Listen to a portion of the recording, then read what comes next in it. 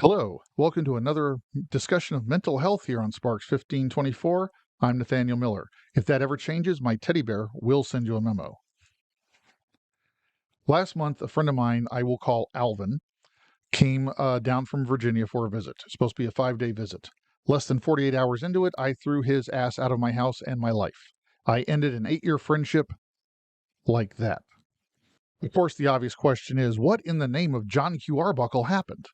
I can't go into details because some confidences are involved, but short form, a new buddy named Jared was coming over for dinner. And Jared's one of the first prospects for a good friend I've had since I finally got settled here in Pensacola. And it's never a good thing when you tell the new guy, hey, this old dude I've known for 8 years, almost a decade, he's a great guy. And then the old guy behaves like a narcissistic twit, an entitled dorkwad who just in one stunningly spectacular moment of egregiously narcissistic behavior shows you that he has evolved into a, well, narcissistic dipwad. Jared left quite angry, and I haven't heard from him since, and I can't blame him. Jared and I were just getting to know each other, and so the only thing he knows about me now is that my judgment in people sucks.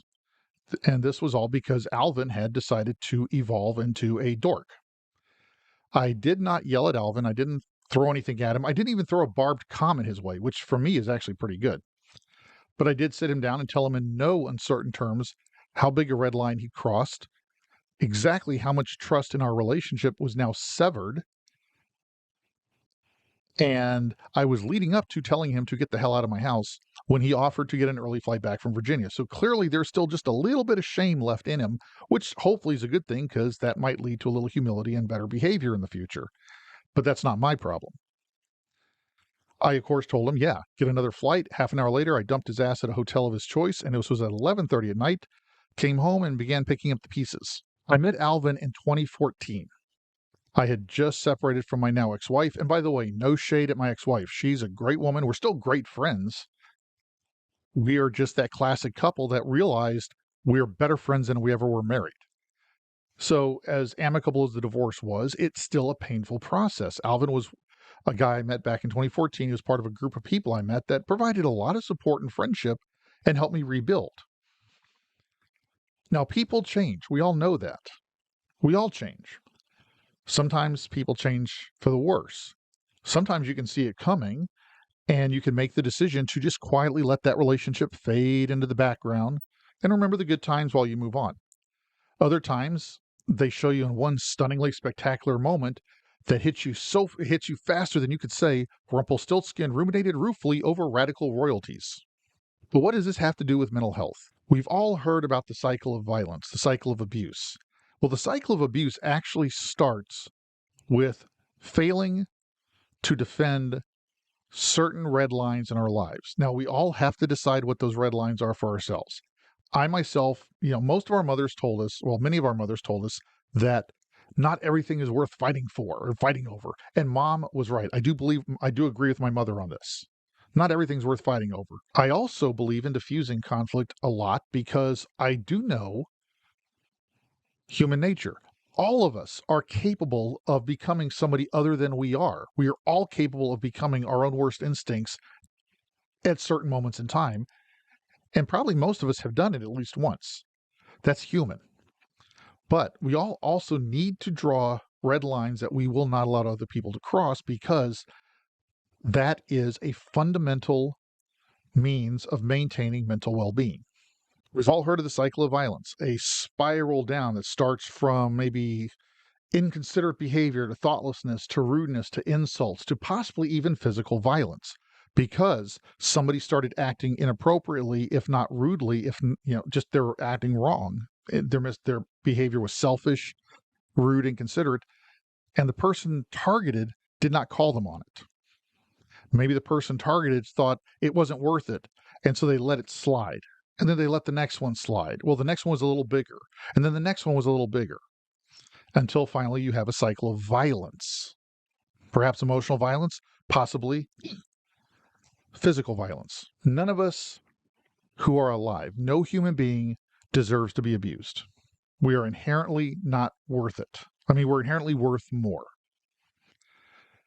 Those of us like myself who wrestle with depression and anxiety, this is an even more critical lesson to learn because those of us with depression, anxiety, or other mental health issues already live in a world of duality where what we feel most of the time, or much of the time, is that we feel worthless, we feel dark, we feel useless, but we know we're worth something. We know our life is meaningful. We know we're worth it. So we have this duality of emotions that often pull in a destructive direction, but knowledge pulling in a positive direction. However, you don't have to suffer with from mental health issues to be a human being. If you're listening to this video and actually understanding me talking, you probably are a human being, or else you played one on TV while staying at a Holiday Inn Express the other week. Drawing healthy boundaries, and again, please note I'm saying healthy, a healthy level of self-esteem, not an entitled level, but a healthy level of self-esteem means you are willing to assert your own self-worth over certain boundaries people are not allowed to cross. And for myself, those boundaries are even more critical here in my house when you're under my roof. That's the floor, when you're under my roof.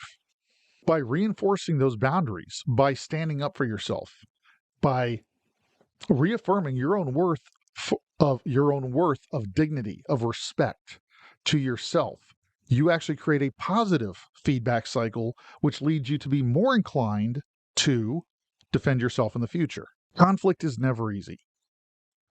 Conflict and confrontation, especially with people we care about, people we've had long-term relationships with, and that doesn't mean romantic. Long-term could be a friendship that was 8 years old. It's not easy. It can mean risking losing somebody that meant a lot to you, losing a situation that you liked. But the principle involved is huge, because if you don't stand up for this, your own health, your well-being will be injured, and injured permanently. The necessity of conflict is something we all need to realize, but that doesn't mean it's not scary. Conflict inherently means a potential change is coming in our lives, and usually a change we are enacting ourselves by making the choice to engage in the conflict. That's frightening. Right now, the geopolitical situation, the economic situation is very unstable. That's a huge stressor on all of us. It can be even more frightening when you have a friend who you've known for years and discover suddenly one blinding flash that they've changed into a narcissistic twit, and now you need to deal with that, or else you deal with abuse. It's not easy. It's frightening. But engaging in necessary conflicts is a key to maintaining your mental well-being, whether or not you suffer from mental health issues or not. Even if I didn't wrestle with depression and anxiety, I would stand up for myself, because as a human being, I'm worth it. And if you're in my house, you're not disrespecting me, and you're not disrespecting my guests. You've got to be a little intelligent about this. You've got to have a little wisdom.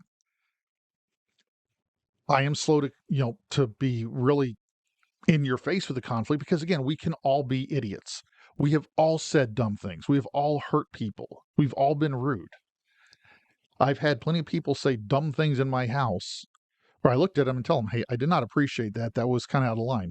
Oh, man, Nathaniel, I'm sorry. Yeah, you're right. I didn't mean that. But that was still a confrontation. Confrontation doesn't have to lead to open conflict, but confrontation is the first step in saying, hey, you, sir or ma'am, just stepped over a red line I will not allow to be crossed.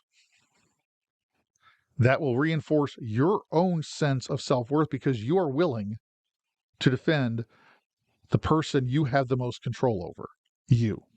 You can't change the other person's behavior, but you can tell them that if they continue that behavior, they're not part of your life anymore. And if they value you enough, they will change their behavior. But if they don't value you and they don't change their behavior, or their behavior is so egregious that they literally drive somebody out of your home in anger, is that person really worth you?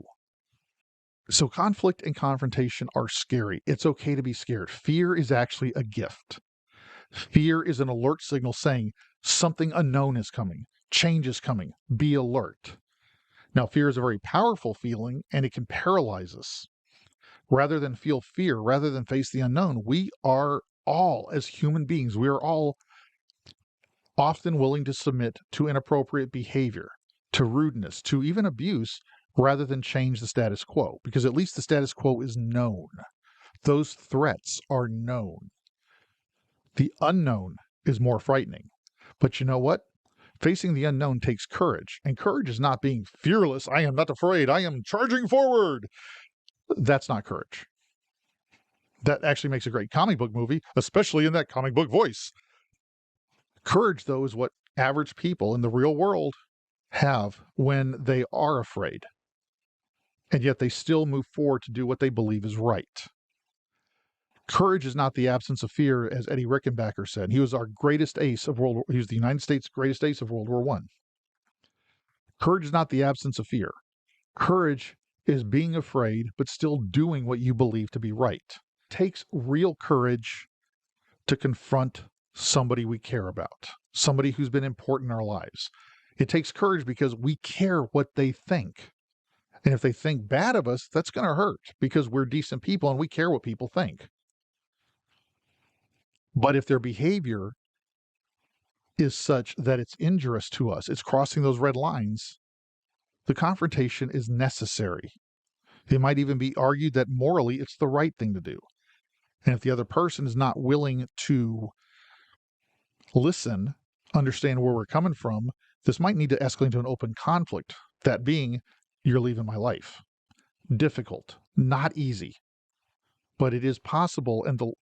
And while the short-term pain will be real, and I'm kind of living that right now, the long-term benefits are increased health, increased mental well-being, because you have removed somebody from your life that will hurt you. And if you allow them, it could devolve into an actual cycle of violence in extreme cases. Not an easy topic. Conflict and confrontation are not easy for anybody unless you really do love wrestling alligators. That is all you. However, if you want to come to Florida and wrestle alligators, give me a call. I am a retired Navy photojournalist. You can hire me to photograph you doing it, and I'll have a great time, and you'll get some great photos. Hopefully that's all you'll get and not a bite or two. But anyway, if you're in a crisis situation, and we're talking about a relationship where you are being abused, emotionally or physically, I would urge you to seek help. Call a crisis hotline. Call 911. Look, if you're a woman, look at the women's shelters and services for battered women in your area. But you deserve to be treated better. And you have every right to draw those red lines and say, this will not be tolerated. Or as Gandalf said in Lord of the Rings, this shall not pass. Thank you for your time. If you liked this video, if you didn't, I still thank you for sticking with me. I'd ask you to hit that little like button. Feel free to share this video if you think it'll help other people. If you care to read more about this, my written column is linked below in the description. I hope to see you next week. And until we meet again here on Sparks 1524, remember, always go and do some great things.